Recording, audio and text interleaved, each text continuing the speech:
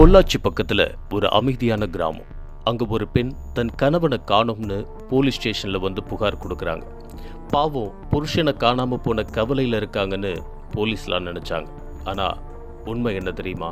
தன்னோட கள்ளக்காதலன் கூட சேர்ந்து வாழ்றதுக்காக தான் தாலி கட்டின கணவனையே நள்ளிரவுல துடி துடிக்க கொன்னுட்டு அதை ஒரு விபத்தா மாத்த பிளான் பண்ணி இன்னைக்கு சிறை கம்பியை எண்ணிட்டு இருக்காங்க ஒரு பெண்.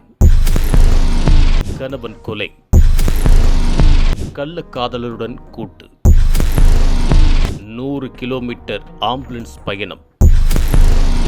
ஒரு சினிமா த்ரில்லரையே மிஞ்சிற அளவுக்கு இந்த பெண் போட்ட அந்த மாஸ்டர் பிளான் எப்படி அம்பலமானது?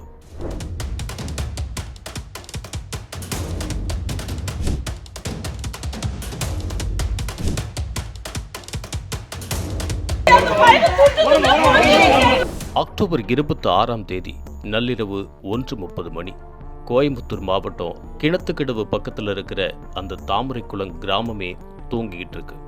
ஒரு வீட்டில் மட்டும் விளக்கு எரியல, ஆனா நடமாட்டம் இருக்கு. அந்த வீட்டுக்குள்ள ஒரு உயிரை பறிக்க போற யமன் காத்துட்டு இருக்குன்னு யாருக்கும் தெரிய வாய்ப்பில்லை. ரித்தீஷ் ஒரு சாதாரண கூலி தொழிலாளி. மதுரையிலிருந்து பிழப்பு தேடி கோவை மாவட்டத்துக்கு வந்தவர். கூடவே மனைவி இந்திராணி, ஒரு அழகான கை குழந்தை. வாழ்க்கை சுமூகமா போயிட்டு இருந்தப்போதான் இந்திராணிக்கு அவரோட சொந்தக்காரர் வினோத்குமாருங்கிறவர் மேல ஒரு ஈர்ப்பு வருது. இந்த கள்ளக்காதல் மேட்டர் ரித்தீஷுக்கு தெரிய வருது. வீட்டில் சண்டை வெடிக்குது. இன்னொரு முறை அவனை பார்த்தா நடக்கிறதே வேறுன்னு ரித்தீஷ் மிரட்டுறாரு. ஆனா இந்திராணிக்கு ரித்தீஷ் மேல பாசமோ தன்னோட குடும்பத்தின் பேர்ல அக்கறையோ வரல. பதிலுக்கு கணவர் ரித்தீஷ் மேல ஆத்திரம்தான் வருது. நம்ம காதலுக்கு இடையூறா இருக்கிற இவரை முடிச்சிடலாம்னு இந்திராணி வினோத்குமார் கிட்ட சொல்றாங்க. அங்கதான் ஆரம்பிக்குது அந்த கொடூரமான ஸ்கெட்ச். சம்பவம் நடந்த அன்னைக்கு நைட்டு ரித்தீஷ் நல்லா தூங்கிட்டு இருக்காரு. இந்திராணி ரகசியமா கதவை திறக்கிறாங்க.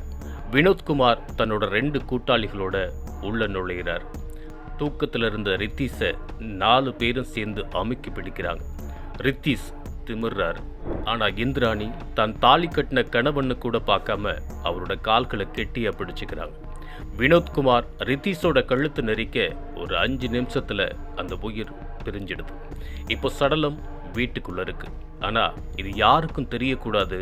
அதுக்கு அவங்க போட்ட பிளான் தான் மாஸ்டர் ஸ்ட்ரோக். யாராவது பார்த்தா மாட்டிக்குவோம்னு நினைச்ச வினோத்குமார் ஒரு ஆம்புலன்ஸ் வேன் அரேஞ்ச் பண்றாரு. சடலத்தை ஒரு நோயாளி மாதிரி போர்வையால போத்தி ஆம்புலன்ஸ்ல ஏத்துறாங்க. கிணத்துக்கடவுல இருந்து கரூர் வரைக்கும் கிட்டத்தட்ட 100 கிலோமீட்டர் பயணம். நள்ளிரவு நேரங்கிறதுனால போலீஸ் செக் போஸ்ட்ல கூட ஆம்புலன்ஸ் தப்பிச்சிடுது. கரூர் வந்ததும் ஒரு வெறிச்சோடிய ரயில் தண்டவாளத்துல சடலத்தை வீசிட்டு வராங்க.